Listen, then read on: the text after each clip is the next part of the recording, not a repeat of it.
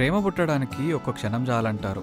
ఆ క్షణంలో నీ లవ్ కోసం నువ్వేం ఫీల్ అయ్యావో ఆ ఫీలింగ్ ఎప్పుడూ నీతోనే ఉండేలా చూసుకుంటే ప్రతి లవ్ హ్యాపీగానే ఉంటుంది. అవును, నాకు చిన్న డౌట్. లవర్స్ అన్నాక ఎప్పుడూ ఏదో గొడవ జరుగుతూ ఉంటుంది కదా, మరి మీకేం అవ్వలేదా?